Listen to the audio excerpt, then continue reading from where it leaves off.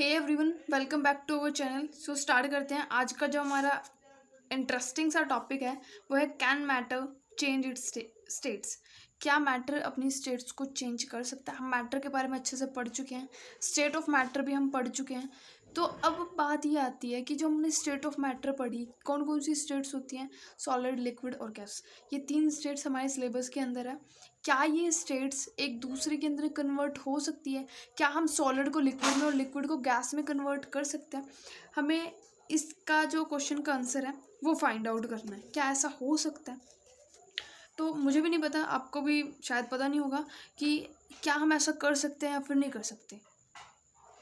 Can matter change it's state? इस question का answer हमें फाइंड आउट करना है। एग्जाम्पल लेके चलते हैं। वाटर की हमने 3 स्टेट्स देखी है ना? पता नहीं मैम, देखते हैं। आपने देखी तो होगी, ज़रूर देखी होगी, बट हो सकता है याद ना हो। आइस क्या है? सॉलिड है। किससे मिलके बनी हुई है? वाटर से। तो हुई ना वाटर की सॉलिड स्टेट। वेपर देखे हैं आपने? वो क्या होते हैं? वो भी वाटर से ही मिलके बने होते हैं। वाटर के अंदर हम हाई टेम्परेचर प्रोवाइड करते हैं तो क्या होता है? वाटर वेपर्स बनते हैं।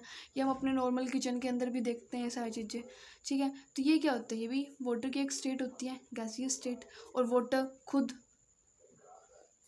क्या होता है? Liquid state.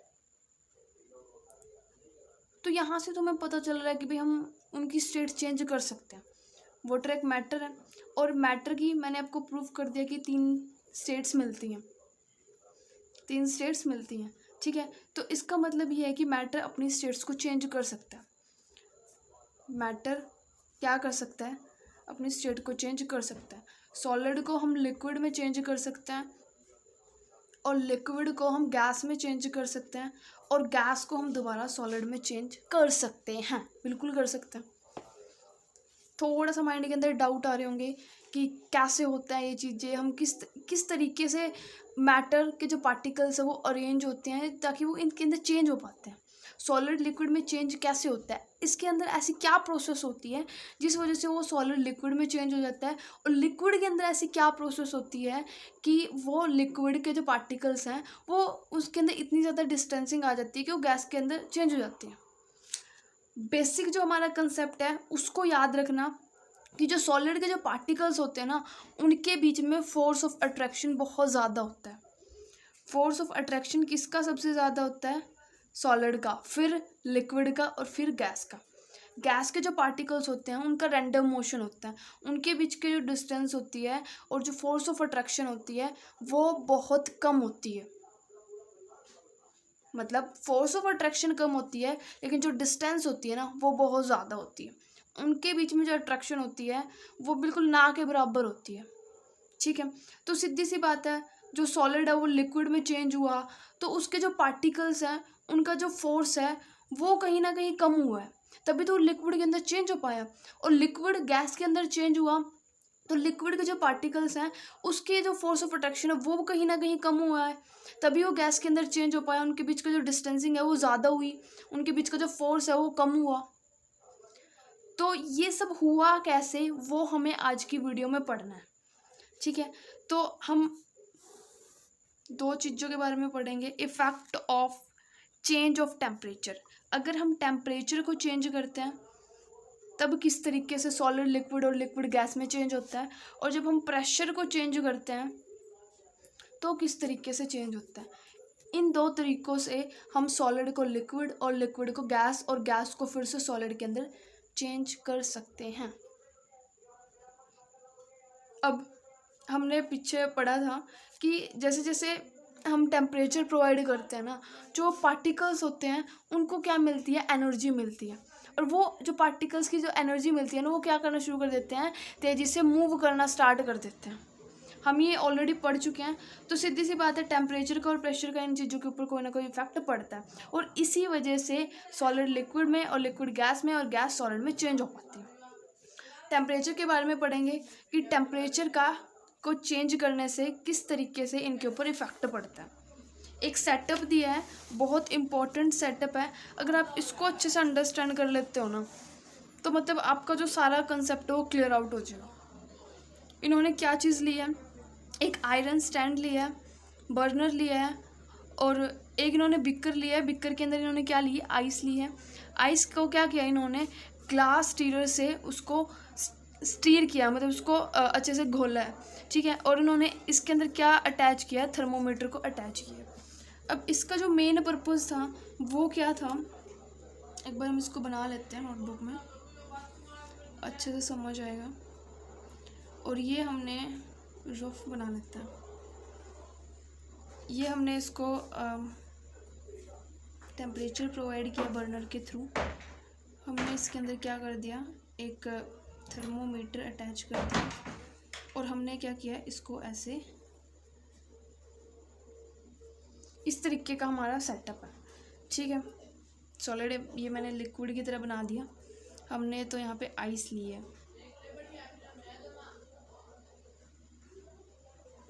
हमने यहाँ पे आइस ली है, ठीक है। तो जैसे जैसे हम इसको टेम्परेचर प्रोवाइड करेंगे तो क्या होगा, इसके जो पार्टिकल्स हैं वो क्या करना स्टार्ट करेंगे, मूव करना स्टार्ट करेंगे। इन्होंने यही चीज़ बोली है कि जैसे जैसे हम टेम्परेचर को बढ़ाते हैं, जो काइनेटिक एनर्जी होती है ना वो पार्टिकल्स की, वो क्या करती है, वो बढ़ती है। टेम्परेचर एक तरीके से इनके लिए एक एनर्जी डोज का काम करती है, कि जैसे उनको एनर्जी मिलती है ना, वो काम करना शुरू हो जाते हैं, वो एक्टिव हो जाते हैं। जैसे ही उनको टेम्परेचर मिला, एनर्जी मिली, ठीक है, तो वो क्या करेंगे, वाइब्रेट करना स्टार्ट कर देंगे, और ग्रेटर स्पीड से वाइब्रेट करेंगे, क्योंकि उनको एनर्जी क्या मिल रही है, अच्छी एनर्जी मिल रही है, उनको टेम्परेचर प्रोवाइड किया जा रहा है, क्योंकि टेम्परेचर उनका बढ़ रहा है, ठीक है। The energy supply by heat overcome the force of attraction between. तो जो एनर्जी हम प्रोवाइड कर रहे हैं ना, उससे क्या होगा, उनके बीच का जो फोर्स ऑफ अट्रैक्शन है ना वो कम हो जाएगा। क्योंकि जब हमें एनर्जी मिलती है, मान लेते हैं कि यहाँ पे हमने एक कोई भी पर्सन है, उसको हमने रस्सी से बांध रखा है, वो बिल्कुल कमज़ोर सा है, तो वो क्या कर, वो उस रस्सी को बिल्कुल तोड़ नहीं पाएगा, क्योंकि उसके अंदर इतनी एनर्जी नहीं है। लेकिन जैसे ही हमने उसको अच्छी प्रोटीन्स, अच्छे विटामिन्स देना शुरू कर दिए, उसके अंदर इतनी एनर्जी आ गई, तो वो क्या कर देगा, उस रस्सी को ब्रेक कर देगा। तो इसी तरीके से जैसे ही काइनेटिक एनर्जी उन्हें मिली, उनका मोशन स्टार्ट हुआ, उन्होंने वाइब्रेशन स्टार्ट किया, तो उनके अंदर इतनी एनर्जी प्रोवाइड की गई टेम्परेचर के थ्रू, कि उन्होंने क्या किया, जो फोर्स ऑफ अट्रैक्शन था ना, वो ऑटोमेटिकली उसको ब्रेक करना स्टार्ट कर दिया, उसके जो बॉन्ड बने हुए थे उसको ब्रेक कर दिया। मतलब क्या है, फोर्स ऑफ अट्रैक्शन क्या हुआ, कम होना स्टार्ट हो गया। तो जो उनकी फिक्स्ड पोजीशन थी उसने उसको छोड़ दिया। अब इसने रस्सी तो तोड़ दी, तो अब ये यहीं थोड़ी बैठा रहेगा, ये चलेगा फिरेगा, क्यों, क्योंकि आज़ाद हो गया ये। तो इसी तरीके से पार्टिकल्स के अंदर होता है, जैसे उसको एक बेटर एनर्जी मिली, एनर्जी जैसे उसको प्रोवाइड की गई, उसने वाइब्रेशन किया, और उसने क्या किया, अपनी फिक्स्ड पोजीशन को छोड़ दिया। जो फोर्स ऑफ अट्रैक्शन था वो क्या हो गया, कम हो गया, ठीक है। तो कम हुआ है, तो लिक्विड में क्या होता है, लिक्विड में सॉलिड के कंपैरिजन में अगर सॉलिड का के पार्टिकल्स के बीच का फोर्स ऑफ अट्रैक्शन कम हुआ है, तो किस में कन्वर्ट होगा, लिक्विड में कन्वर्ट होगा। क्योंकि हमने तो यही पढ़ा कि भाई लिक्विड का क्या होता है, force of attraction as compare to solid कम होता है, यही पढ़ा है। तो सॉलिड क्या किस में कन्वर्ट होगा, लिक्विड में कन्वर्ट होगा। बट इसके अंदर हमने क्या चीज़ देखा कि जैसे जैसे इसका टेम्परेचर हमने बढ़ाया, जब वो टेम्परेचर 0 डिग्री सेल्सियस तक पहुंच जाता है, ध्यान से सुनना, जब वो टेम्परेचर 0 डिग्री सेल्सियस तक पहुंच जाता है, तो आगे हम उसको टेम्परेचर प्रोवाइड कर रहे हैं, हीट प्रोवाइड कर रहे हैं, लेकिन आगे टेम्परेचर बढ़ नहीं रहा, वो कुछ टाइम के लिए वहीं पर रुक जाता है। ऐसा क्या हुआ, वो बढ़ क्यों नहीं रहा, जब हम उसको हीट प्रोवाइड करें, जब हम उसको टेम्परेचर प्रोवाइड कर रहे हैं, तो उस टाइम पे क्या होगा, जैसे ही टेम्परेचर थर्मोमीटर के अंदर हमने रीडिंग नोट कर रहे हैं, थर्मोमीटर बता रहा है कि भाई कहाँ तक टेम्परेचर पहुँचा है, तो जैसे ही 0 डिग्री सेल्सियस पे पहुँचेगा, तो उसके जो टेम्परेचर है ना वो कहाँ जाएगा, वो उसके अंदर के जो पार्टिकल्स हैं उसको कम्प्लीटली लिक्विड में कन्वर्ट करने में यूज़ होगा। समझ आया, दोबारा से बताती हूँ कि जैसे ही टेम्परेचर 0 डिग्री सेल्सियस तक पहुँचेगा, जो टेम्परेचर है वो बढ़ना कम हो जाएगा, मतलब बढ़ेगा ही नहीं, कुछ टाइम के लिए रुक जाएगा वहाँ पे। तो वो जो हमें हीट प्रोवाइड कर रहे हैं वो कहाँ जा रही है, कहाँ पे वो यूज़ हो रही है, वो यूज़ हो रही है इसके अंदर। अंदर यूज़ कैसे हो रही है, जो पार्टिकल्स अंदर हैं उनको कम्प्लीटली लिक्विड में कन्वर्ट करने के लिए, उनको कम्प्लीटली मेल्ट करने के लिए, उनका फोर्स ऑफ अट्रैक्शन कम करने के लिए वो एनर्जी यूज़ हो रही है 0 डिग्री सेल्सियस पे। तो यहाँ पे एक टर्म आती है मेल्टिंग पॉइंट। मेल्टिंग पॉइंट क्या होता है एग्जैक्टली, द मिनिमम टेम्परेचर, वो minimum temperature at which a solid melt to become a liquid at atmospheric pressure. Pressure हमने क्या ले रखा है, नॉर्मल जो हमारा एटमॉस्फेरिक प्रेशर है वो, और एस जो हमने प्रेशर टेम्परेचर प्रोवाइड किया वो मिनिमम से मिनिमम टेम्परेचर जहाँ पे सॉलिड लिक्विड के अंदर क्या हो जाएगा, कन्वर्ट हो जाएगा, उसको हम मेल्टिंग पॉइंट बोलते हैं। मेल्टिंग पॉइंट इंडिकेट क्या करता है, strength of force of attraction between its particles. क्या इंडिकेट करता है, फोर्स ऑफ अट्रैक्शन। कैसे, अब जैसे सॉलिड है, सॉलिड का मेल्टिंग पॉइंट क्या होगा, ज़्यादा होगा। क्यों, क्योंकि उसका फोर्स ऑफ अट्रैक्शन क्या है, बहुत ज़्यादा है, तो इसलिए हमें उसको ज़्यादा अच्छे से, मतलब उसको हमें वो करना पड़ेगा, एनर्जी देनी पड़ेगी। ठीक है, तो जिसके जितना ज़्यादा फोर्स ऑफ अट्रैक्शन होता है ना, उसको तोड़ने के लिए हमें उतनी ही ज़्यादा एनर्जी देनी पड़ती है। सीधी सी बात यही है, क्योंकि आप भी जानते हो कि अगर कोई दो फ्रेंड्स हैं, उनकी जो बॉन्डिंग है वो बहुत अच्छी है, तो अगर हमें उनकी बॉन्डिंग को ब्रेक करना है तो हमें क्या करना पड़ेगा, उनको ज़्यादा एनर्जी लगानी पड़ेगी, तभी उनकी बॉन्डिंग ब्रेक होगी। और अगर दो फ्रेंड्स हैं जिनके बीच में मतलब कुछ ज़्यादा अच्छी रिलेशनशिप नहीं है, तो हमें इतने ज़्यादा फोर्स लगाने की ज़रूरत नहीं पड़ेगी, हम उनकी जो रिलेशनशिप है उसको ईजिली ब्रेक कर सकते हैं। बट ऐसा काम कभी मत करना है, जस्ट एग्जाम्पल था। ठीक है, तो मेल्टिंग पॉइंट ऑफ आइस कितना होता है, 273 केल्विन होता है। जो केल्विन होती है ना, वो ऐसा यूनिट होती है टेम्परेचर की, एक साइंटिस्ट के नाम पे रखी गई। हमने 0 डिग्री सेल्सियस पढ़ा, तो अगर हम 0 डिग्री सेल्सियस को केल्विन में कन्वर्ट करेंगे तो आएगा 273.15 केल्विन। ठीक है, तो इस टेम्परेचर के ऊपर क्या होगी, जो आइस होगी वो कंप्लीटली मेल्ट हो जाएगी लिक्विड के अंदर। फ्यूज़न क्या होता है, आपने फ्यूज़न प्रोसेस के बारे में आप ऑलरेडी पढ़ भी चुके होंगे। सॉलिड का लिक्विड के अंदर चेंज होना, उसको हम क्या बोलते हैं, फ्यूज़न बोलते हैं। मतलब जो मेल्टिंग प्रोसेस होती है ना, उसी को हम फ्यूज़न बोलते हैं। ठीक है, but melting point is a different and melting is a different. The process of melting, that is change of solid state into liquid state, is also known as fusion. ठीक है, अब हमने है ना इसके अंदर एक बड़ा अच्छा कंसेप्ट पढ़ा था कि क्या होता है जब 0 डिग्री सेल्सियस के ऊपर टेम्परेचर आ जाता है तो कुछ टाइम तक टेम्परेचर बढ़ता नहीं है। उसका हम रीज़न भी पढ़ चुके हैं कि बढ़ता क्यों नहीं है, क्योंकि उसके अंदर जो प्रोसेस चल रही होती है ना, वो क्या चल रही होती है, जो अंदर जो पार्टिकल्स हैं उनको कम्प्लीटली लिक्विड में जब तक कन्वर्ट नहीं कर देते वो टेम्परेचर नहीं बढ़ता। जब वो कम्प्लीटली उस पार्टिकल्स को मेल्ट हो जाती है आइस, तो क्या हो जाता है, थोड़े टाइम बाद वो जो टेम्परेचर है वो खुद ब खुद बढ़ना स्टार्ट हो जाता है। लेटेंट हीट, अब ये लेटेंट हीट क्या होती है, हम पढ़ चुके हैं कि जो जब तक जो टेम्परेचर है वो 0 डिग्री सेल्सियस पे जाता है, तो 0 डिग्री सेल्सियस पे जाने के बाद क्या होता है, कुछ टाइम तक टेम्परेचर नहीं बढ़ता, क्योंकि जो एनर्जी होती है जो हम उसको प्रोवाइड कर रहे हैं वो किस चीज़ के लिए हम यूज़ करते हैं, कि जो अंदर जो पार्टिकल्स है ना उनको कम्प्लीटली कन्वर्ट कर पाए, चाहे वो सॉलिड है, चाहे वो लिक्विड है, चाहे वो गैस है, मतलब जिस भी चीज़ के वो पार्टिकल्स हैं उसको हमें जिस भी स्टेट के अंदर चेंज करना है उसको उसके अंदर कन्वर्ट कर पाए। ठीक है। तो उस एनर्जी को हम क्या बोलते हैं, लेटेंट हीट बोलते हैं। लेटेंट मतलब हिडन, हीट मतलब एनर्जी। ऐसी एनर्जी जो बिना दिखे मतलब छुप के अपने आप ही अंदर क्या करती है, कन्वर्ट करती है।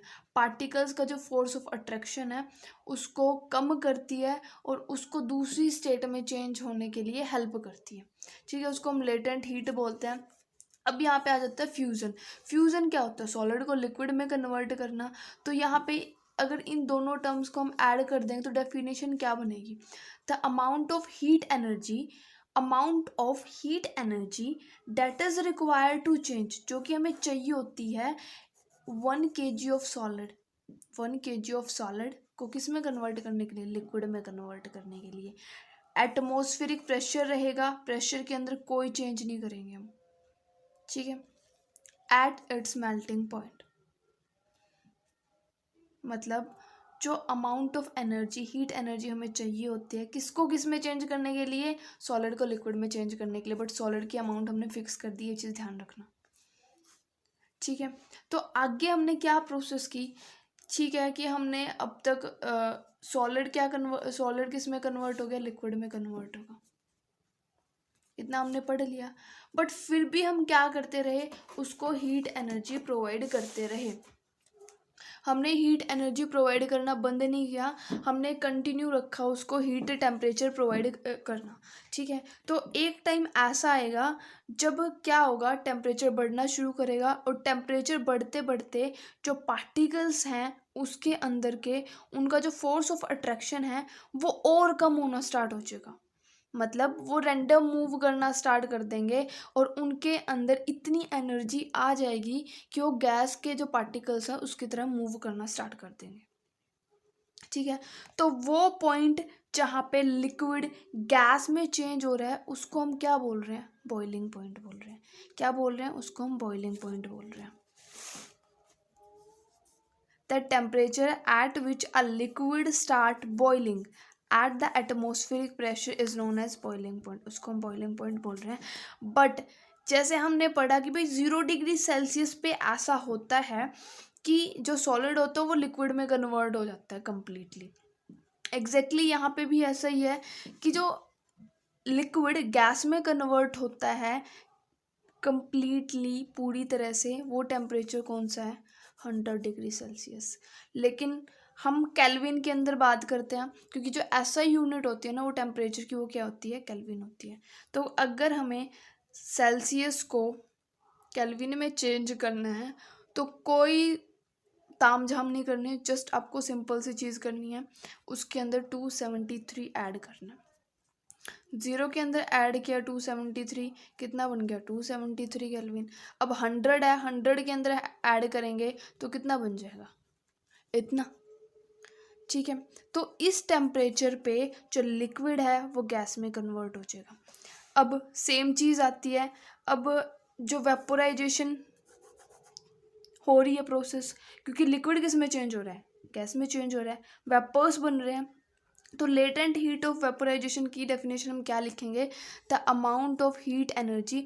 जस्ट बिल्कुल एग्जैक्टली सेम डेफिनेशन है, बट यहाँ पे क्या हुआ, फ्यूजन की जगह वेपोराइजेशन आया है। तो आप सॉलिड को लिक्विड में कन्वर्ट करने की जगह क्या करोगे, लिक्विड को गैस में कन्वर्ट कर दोगे। प्रेशर के अंदर कोई चेंज नहीं होगा, एटमॉस्फेरिक प्रेशर होगा और मेल्टिंग पॉइंट की जगह बॉइलिंग पॉइंट कर देना। ठीक है, सेम डेफिनेशन है, इसके अंदर कोई भी हमें बड़ा ताम झाम नहीं करना है। ठीक है, अब इसके अंदर एक लाइन दी गई है जो मोस्ट इम्पॉर्टेंट लाइन है कि जो बॉइलिंग होती है ना वो एक बल्क फिनोमिना होता है। Boiling is a bulk phenomena. अब किस तरीके से बोल रहा है ये, जैसे कि हम किसी भी चीज़ को बॉईल करते हैं, हमने कोई भी बर्तन ले रखा है और हम इसको क्या कर रहे हैं, हीट प्रोवाइड कर रहे हैं।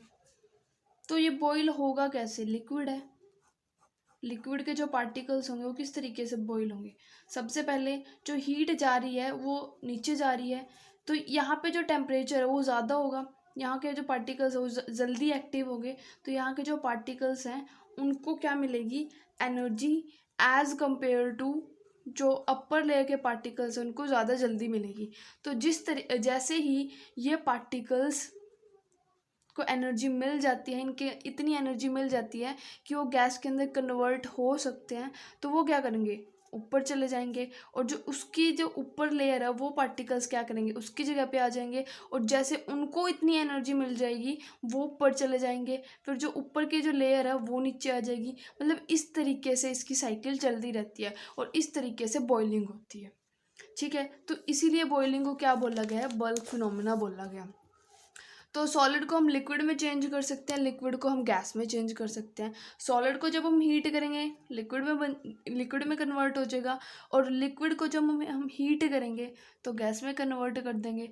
एज इट इज़ अगर हम उसका रेसिप्रोकल करते हैं, गैस को ठंडा करते हैं तो लिक्विड में चेंज कर सकते हैं, और लिक्विड को जब हम ठंडा करते हैं तो सॉलिड में चेंज कर सकते हैं। अब जो हमने एक्सपेरिमेंट किया ना, उसके अंदर हमने ये चीज़ तो पढ़ ली कि हमने सॉलिड को लिक्विड में चेंज कर दिया और लिक्विड को गैस में चेंज कर दिया। बट मैम आपने तो बोला था कि हम गैस को भी सॉलिड में चेंज कर सकते हैं या सॉलिड को भी गैस में चेंज कर सकते हैं। कोई प्रूफ दिखाओ, मतलब बिलीव नहीं हो रहा कि हम सॉलिड को भी गैस में चेंज कर सकते हैं। तो एक एक्सपेरिमेंट आपकी एनसीईआरटी के अंदर दिया हुआ है, आप चाहो तो इसको लैब में भी अपने टीचर को बोल के परफॉर्म कर सकते हो। कैम्फर क्या होता है, जो ये कपूर की गोली आती है, आप इनके थ्रू भी ये एक्सपेरिमेंट कर सकते हो।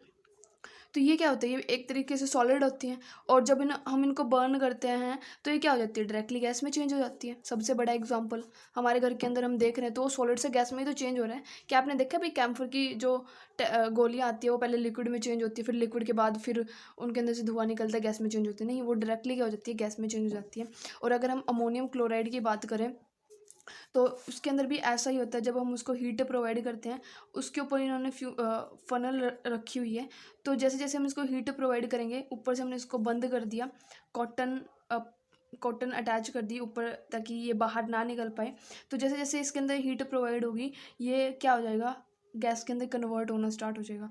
बट कुछ टाइम बाद, क्योंकि ये बाहर तो निकल नहीं पाई, तो ये क्या हो जाएगा, जो इसके जो यहाँ पे है, यहाँ पे इसको फ्रीज हो जाएगा, मतलब इसके साथ अटैच हुआ मिलेगा जब हम थोड़ी देर बाद इसको देखेंगे। तो ये जो प्रोसेस होती है सॉलिड को गैस में चेंज करना, इसको हम बोलते हैं सब्लिमेशन। क्या बोलते हैं, सब्लिमेशन। ठीक है, तो सब्लिमेशन हुआ है किसका, अमोनियम क्लोराइड का। लेकिन जब हम गैस को सॉलिड में कन्वर्ट करते हैं उसको बोलते हैं डिपोजिशन। ये छोटी छोटी जो टर्म्स आपके एनसीईआरटी के अंदर दी हुई है ना, ये आपको याद करनी पड़ेंगी। और अगर आप एग्जाम्पल के साथ याद करते हो, पेपर के अंदर लिख के आते हो, तो डेफिनेटली आपको बहुत अच्छे रिजल्ट्स मिलेंगे, मतलब बहुत अच्छे मार्क्स मिलेंगे। ठीक है, इसके बाद आता है effect of change of pressure. Temperature के बारे में हम ऑलरेडी पढ़ चुके हैं अच्छे से कि टेम्परेचर किस तरीके से अफेक्ट करता है, टेम्परेचर के थ्रू हम सॉलिड को लिक्विड और लिक्विड को गैस में कैसे चेंज कर सकते हैं। बट प्रेशर इतना बड़ा टॉपिक नहीं है, जस्ट आपको मतलब 1-2 मिनट का ही टॉपिक बचा हुआ है, तो थोड़ा सा पेशेंस बना के बैठना। ठीक है, प्रेशर की बात करते हैं, दूसरा पेज ले लेते हैं। Effect of change of pressure. Pressure apply करने से हम किस तरीके से सॉलिड को लिक्विड में और लिक्विड को गैस में चेंज कर सकते हैं। कैसे करेंगे, सीधी सी बात है, हमें जो बेसिक कंसेप्ट था वो था पार्टिकल्स का। हमें इनके फोर्स के ऊपर काम करना है। अगर हमें सॉलिड में कन्वर्ट करना है तो हमें क्या करना पड़ेगा, कंप्रेस करना पड़ेगा। अब जैसे इन्होंने क्या ले रखा है, ये जो पार्टिकल्स थे, इन्होंने इसके ऊपर फोर्स अप्लाई किया पिस्टन से। ये सिलेंडर के अंदर इन्होंने पार्टिकल्स ले रखे हैं और इन्होंने क्या किया, इसको कंप्रेस किया, प्रेशर अप्लाई किया, तो जो ये पार्टिकल्स हुए ये क्या आ गए, पास आ गए। अगर हमने इसके ऊपर जस्ट लिमिटेड फोर्स अप्लाई किया तो ये जो पार्टिकल्स थे गैस के, ये किस में चेंज हो गए, लिक्विड में चेंज हो गए। अगर हमने और भी ज़्यादा इसके ऊपर प्रेशर अप्लाई किया तो ये किस में चेंज हो गए, सॉलिड में चेंज हो गए।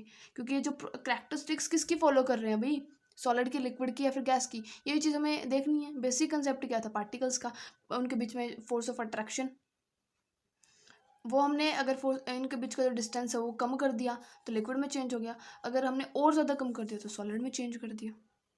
ठीक है, मतलब अप्लाइंग प्रेशर को अप्लाई करके और रिड्यूसिंग टेम्परेचर कैन लिक्विफाइंग गैस, मतलब हम टेम्परेचर को कम करके और प्रेशर को अप्लाई करके हम सॉलिड को लिक्विड और लिक्विड को गैस में चेंज कर सकते हैं। इसके बाद जो टर्म आती है वो आती है ड्राई आइस। ड्राई आइस क्या होता है, ये आ सकता है आपके एग्जाम के अंदर। आपने सॉलिड कार्बन डाइऑक्साइड का नाम सुना होगा, उसी को हम ड्राई आइस बोलते हैं। It is store under high pressure. जो सॉलिड कार्बन डाइऑक्साइड होती है ना, उसको हम क्या करके रखते हैं, हाई प्रेशर के अंदर स्टोर करके रखते हैं। तो जैसे solid CO2 gets convert directly into gaseous state on decreasing pressure.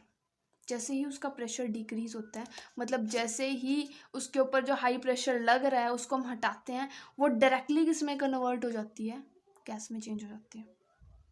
मतलब जब तक हमने उसको रखा हुआ था हाई प्रेशर पे वो सॉलिड थी, बट जैसे ही हमने उसको निकाला उसके ऊपर से जो प्रेशर है वो रिमूव किया, वो गैस में चेंज होगी। तो इसी चीज़ को हम क्या बोलते हैं, this is the reason that solid carbon dioxide is known as dry ice, इसीलिए हम इसको ड्राई आइस बोलते हैं।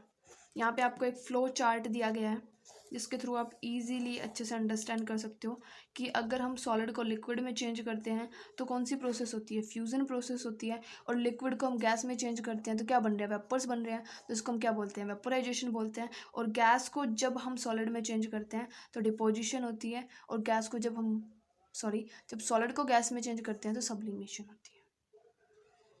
ठीक है, तो आप यहाँ से इजीली कोई भी ट्रिक वगैरह लगा के आप इसको याद कर सकते हो। वैसे जैसे हमने इतनी बार इन टर्म्स को रिपीट किया तो हो सकता है कि आपको 1-2 टर्म्स यहाँ से याद होगी हो। ठीक है, तो नेक्स्ट जो हमारी वीडियो है उसके अंदर हम आगे का जो चैप्टर बचा होगा उसको कवर करेंगे और उन क्वेश्चंस की प्रैक्टिस करेंगे। ठीक है, सो आई होप आप वीडियोस को अच्छे से समझ रहे होंगे, अच्छे से हर एक चीज़ आपको अंडरस्टैंड हो रही होगी। अगर कोई डाउट है, क्वेरी है तो आप कमेंट बॉक्स में पूछ सकते हो। अगर कोई भी प्रॉब्लम आती है तो आप वो भी चीज़ बता सकते हो। ठीक है, all the best, take care.